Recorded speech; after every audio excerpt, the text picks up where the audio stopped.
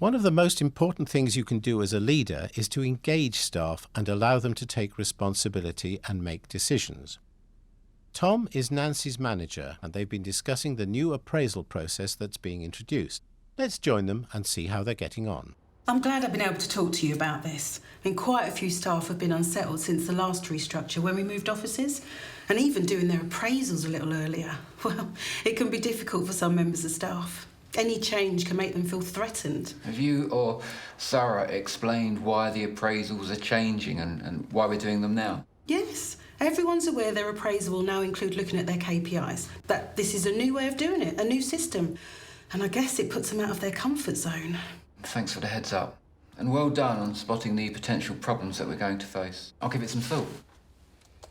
Well, I've been thinking about how we might approach the subject. And I was hoping Sarah and I might be able to have a quick meeting with the team before they leave on Friday. I really wouldn't worry about it. What's important is that the new appraisal system is rolled out within the time frame. I just thought if we spoke to them briefly to reassure them and point them to the documents outlining what they might do in preparation. It's really not necessary. I'll email them so they know what's happening and when. Thanks.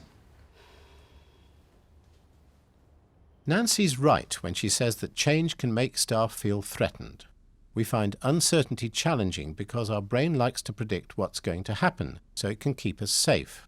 Tom is typical of many managers. He's focused on getting things done, and he wants to keep control. Unfortunately, he's not using a brain-friendly approach. Tom wants to get the staff management right, but his lack of empathy and his unwillingness to allow her to influence how this change is managed has a negative impact, as you can see from her non-verbal responses.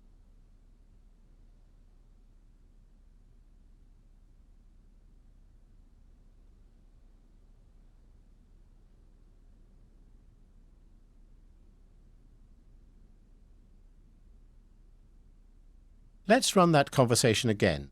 This time, Tom is going to demonstrate a more brain-friendly, thoughtful, compassionate approach. I'm glad I've been able to talk to you about this. Quite a few staff have been unsettled since the last restructure when we moved offices. And even doing their appraisals a little earlier, well, it can be difficult for some members of staff. Any change can make them feel threatened.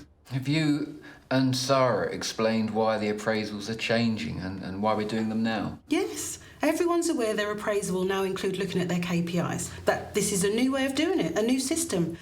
And I guess it puts them out of their comfort zone. Oh, and the team has been under-resourced. We all know the last year was a difficult time for this team. Well, thanks for the heads up. And well done on spotting the potential problems that we're going to face. Have you had any thoughts on how we might deal with this? Well, I have been thinking about how we might approach the subject, and well, I was hoping Sarah and I might be able to have a quick meeting with the team before they leave on Friday to reassure them and point them to the documents outlining what they might do in preparation. I thought that might reduce the anxiety. Not a bad idea.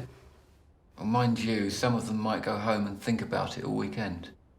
I hadn't thought about that. I don't want this to prey on their mind in their own time.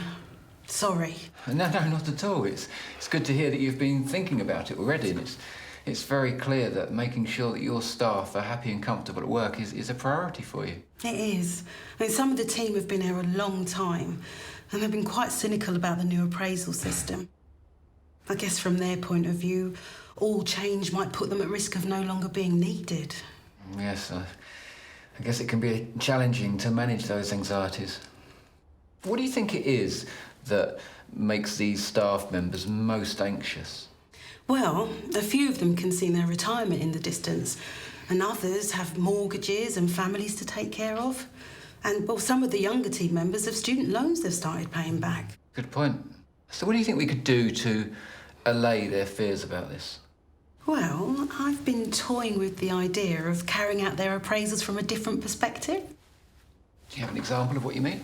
Well, I've been looking at this strength-based approach. Why don't you and Sarah get together tomorrow and then we can touch base before you leave and look at your ideas? That would be great. Thank you. No, thank you. It's good to hear that you value your staff so much. Well, that was a much more meaningful conversation. What communication techniques did Tom use in this scene to convey his concern for staff? What impact do you think this conversation will have on Nancy and the wider team?